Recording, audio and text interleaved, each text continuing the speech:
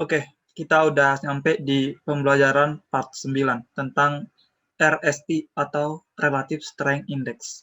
Bagi yang ketinggalan, silakan cek deskripsi untuk melihat playlist. Langsung aja kita masuk apa itu RSI.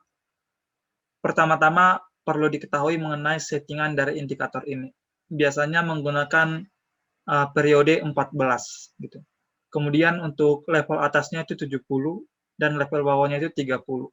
Walaupun para traders sekarang ini sering juga menggunakan level bawah 20 dan level atas 80.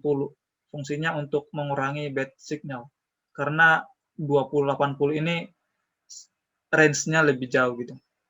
Tapi ya no problem, yang mana juga tetap baik. Keduanya tetap baik gitu. Oke, fungsi dari indikator RSI ini.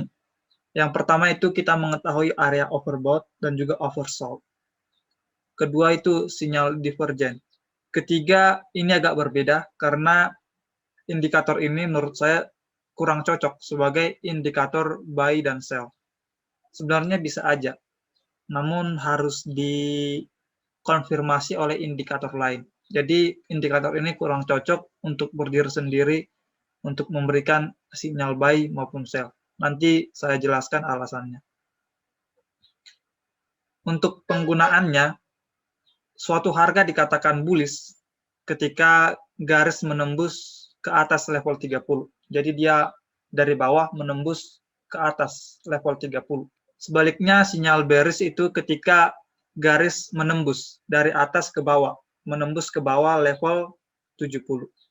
Gitu. Bagi yang bingung bullish atau bearish, saya sudah sengaja kasih warna. Yang hijau ini artinya naik, bullish. Yang merah turun, bearish. Kemudian mengenai overbought dan oversold.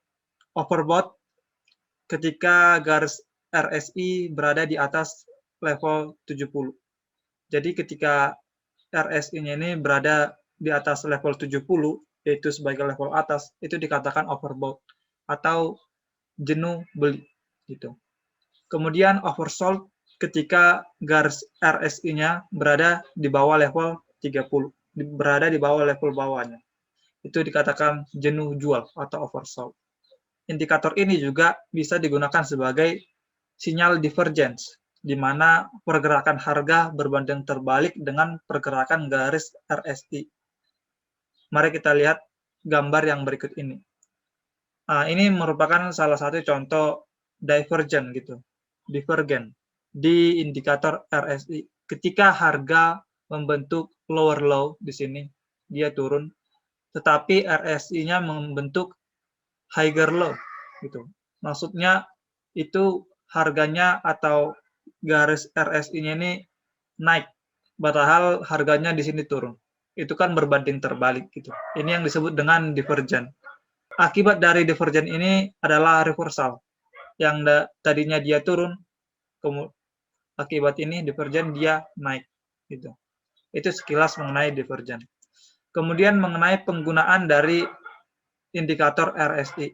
Ini merupakan tampilan dari Bank Syariah Indonesia menggunakan indikator RSI. Bentukannya seperti ini, isolator. Kita fokus kepada indikatornya saja. Nah, yang patokan kita adalah garis bawah dan garis atasnya, level atas dan level bawah, yaitu garis yang 70 dan garis yang 30. Yang seperti yang saya sebutkan tadi, bisa juga 80 dan 20. Itu bisa kita setting. Nah, di sini kita menggunakan 70 dan 30. Ini merupakan patokan kita menggunakan RSI gitu. Di saat harga atau garis RSI-nya berada di atas 70, itu dikatakan overbought atau jenuh beli. Sedangkan di bawah 30 itu dikatakan oversold. Biasanya orang-orang ketika overbought, di sini mereka bakal jual karena sudah overbought, sudah jenuh beli, atau harganya sudah tinggi gitu. Di sini harganya sudah tinggi, biasanya orang-orang bakal jual. Sebaliknya, di sini orang-orang biasanya bakal beli karena harganya murah dan jenuh jual. Orang-orang banyakkan jenuh jual dan harganya murah, mereka serok di bawah gitu. Tetapi seperti yang saya katakan tadi, ini tidak cocok gitu. Ini bukan sinyal beli atau sinyal jual, baik yang oversold maupun overbought, melainkan sinyal pantau. Di sini kita harus pantau gitu. Karena ini merupakan area berbahaya gitu. Kemungkinan besar dia akan berbalik arah, tetapi memiliki kemungkinan juga dia akan tetap melanjutkan trennya, baik itu uptrend maupun downtrend gitu. Kenapa saya katakan ini tidak cocok sebagai sinyal jual maupun sinyal beli? Itu karena kelemahannya sih, di mana RSI ini ketika dia overbought ada di atas level 70, itu tidak akan selalu turun, tapi bisa melanjutkan uptrend-nya. Sebaliknya, ketika dia oversold berada di bawah level 30, tidak akan selalu naik. Kemungkinan dia akan melanjutkan downtrend-nya. Ya, salah satu karakteristik dari RSI ini yang saya lihat bahwa ketika saham memiliki kenaikan sedikit, naiklah kita katakan gitu, itu dia otomatis langsung overbought, langsung naik di indikatornya langsung overbought gitu.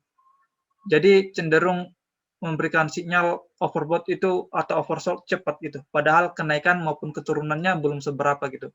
Kemungkinan besar dia masih akan melanjutkan trennya. Ketika contoh dia uptrend, dia naik aja masih belum penuh lah kenaikannya, masih katakanlah masih sedikit.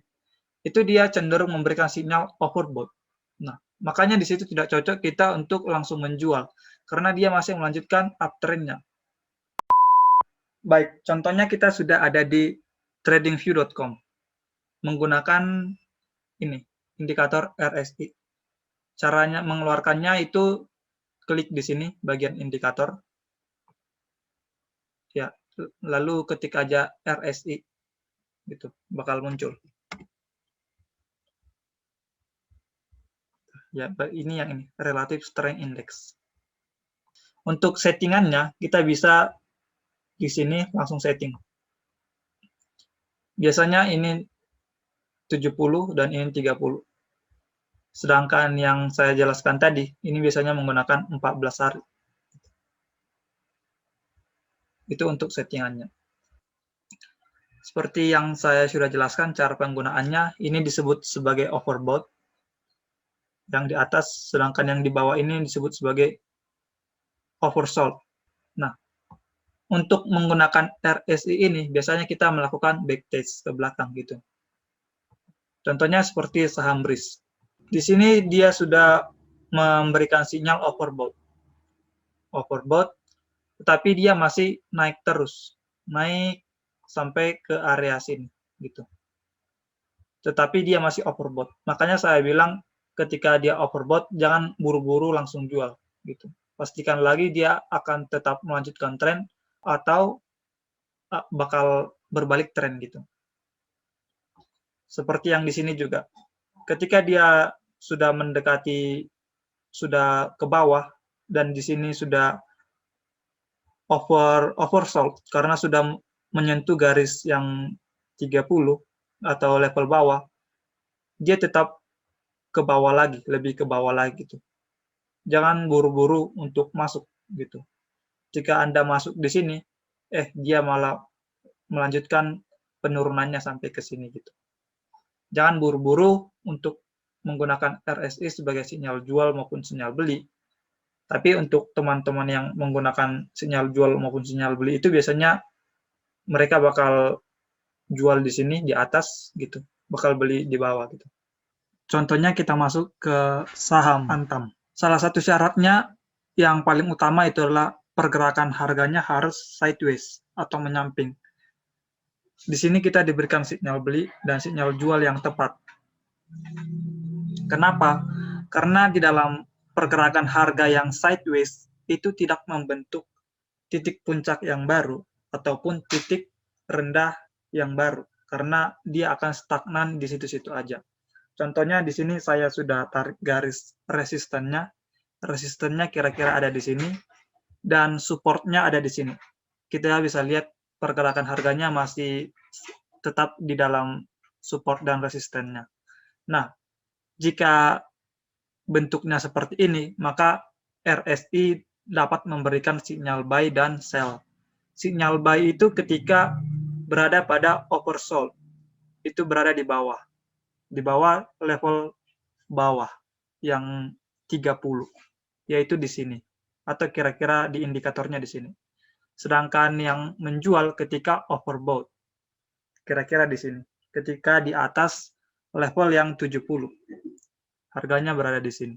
Nah, dengan cara begitu, kita tetap bisa menggunakan indikator RSI dengan catatan pergerakan harganya harus sideways.